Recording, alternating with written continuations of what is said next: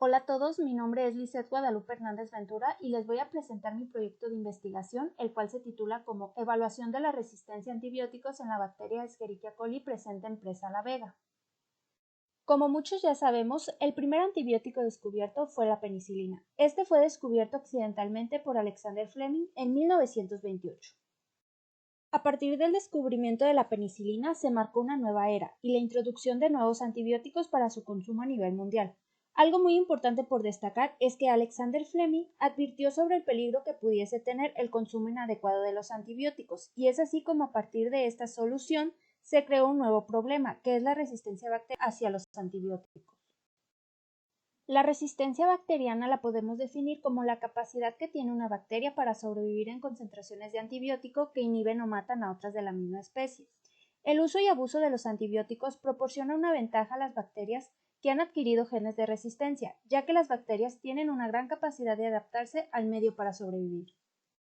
Los mecanismos de resistencia a antibióticos son, por resistencia natural, es aquella que poseen de manera innata algunas cepas de bacterias frente a un antibiótico, o por resistencia transmisible. Esta puede ser por transferencia vertical de genes, o sea, por fisión binaria, o por transferencia horizontal de genes, mediante los mecanismos de conjugación, transducción y transformación.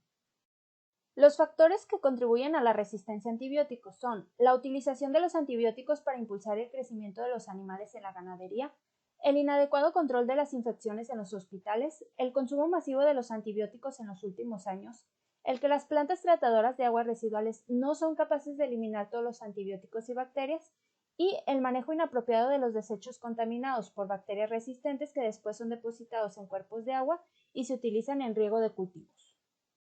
En cuanto a los siguientes artículos, en general, en estos estudios se dio como resultado que las aguas residuales provenientes de hospitales conforman del 41 al 53% del total de bacterias resistentes, las aguas residuales urbanas del 27 al 33% y las provenientes de plantas tratadoras de un 15 al 20%. Todo esto nos lleva a nuestro planteamiento del problema, y es que la resistencia a antibióticos es una problemática que ha ido en aumento en los últimos años, y ya que las aguas residuales que contienen bacterias desembocan en vías fluviales de agua dulce, volviéndose así un foco de infección de bacterias farmacoresistentes, siendo E. coli una de ellas. Presa la Vega, al ser un punto hídrico muy importante para la zona valles, además de ser catalogado como sitio Ramsar, nos lleva a preguntarnos si las bacterias E. coli presentes en Presa la Vega han desarrollado resistencia a antibióticos.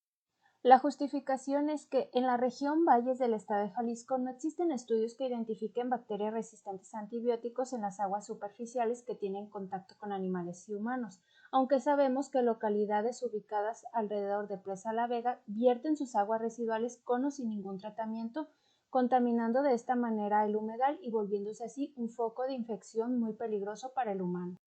El objetivo general es determinar la resistencia a antibióticos en la bacteria Escherichia coli presente en Presa la Vega. Los objetivos específicos son realizar un análisis bacteriológico de las muestras de agua obtenidas de Presa de la Vega, identificar E. coli usando como medio de cultivo Chromagar SC, corroborar la identidad de E. coli mediante la amplificación del gen MALB y determinar la resistencia de E. coli hacia algunos antibióticos. Este estudio es del tipo descriptivo ecológico. Nuestra área de estudio fue Presa la Vega.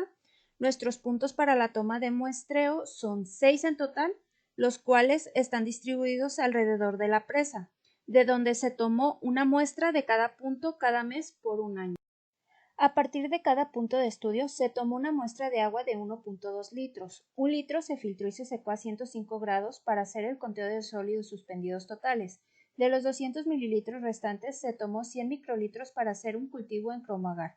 De cada cultivo se tomó 6 colonias de E. coli. Posteriormente se cultivaron en caldo de soya tríptico para su proliferación. Después se realizó la amplificación del gen MALB por PCR en colonia y una electroforesis para corroborar la identidad de E. coli. Por último, se hizo el antibiograma por el método de Kirby-Bauer hacia estos 6 antibióticos. En base a la metodología mencionada, obtuvimos estos resultados. En esta primera tabla podemos observar el total de bacterias positivas para E. coli por punto de muestreo, de febrero a noviembre del año 2021. Los lugares donde se obtuvo mayor número de E. coli fueron en los puntos 5 y 6. Sekalski y colaboradores en el año 2014 demostraron que las aguas residuales y los desechos fecales contienen una gran cantidad de bacterias resistentes. y aunque estas aguas sean tratadas, no se eliminan por completo las bacterias. Otra investigación hecha por Sanderson en el 2018 explica que la resistencia antibiótica media fue más alta en zonas donde hay poblaciones aledañas al río Chobe, esto por la contaminación de las aguas con desechos fecales. En nuestro estudio, los puntos 5 y 6 tenemos poblaciones cerca, que serían Teuchitlán, restaurantes cerca de la zona, y el poblado de La Estanzuela, donde existen descargas de materia fecal de manera directa. En la tabla número 2 vemos el total de bacterias E. coli resistentes a cada uno de los antibióticos por mes de muestreo. En la figura 2 podemos analizar los porcentajes de resistencia obtenidos en cada antibiótico, siendo la ampicilina y sulfamethoxazol con trimetoprima los antibióticos con mayor porcentaje de resistencia y gentamicina presentando el menor porcentaje. Un reporte de resistencia a antibióticos en México del 2005 al 2015 a la plataforma del Centro de Dinámica, Economía y Política de Enfermedades realizado por el Hospital Civil de Guadalajara, se identificó que las aminopenicilinas son el grupo con mayor porcentaje de resistencia y los aminoglucósidos fueron reportados con menor resistencia. En esta última figura vemos el porcentaje del total de bacterias E. coli resistentes por cada mes de muestreo.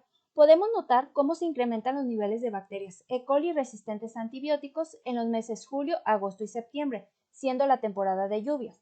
Un estudio realizado por Hernández en el 2020 en playas del sur de California muestra que la lluvia es un factor importante que afecta la condición bacteriológica del agua. Sanderson en el 2018 dice que la resistencia antibiótica media fue significativamente mayor en la estación húmeda por el movimiento de bacterias. Es por eso que le atribuimos los niveles altos de bacterias E. coli resistentes a antibióticos en estos meses por la escorrentía de materia fecal, nutrientes y otras bacterias que son acarreados hasta el punto Presa La Vega.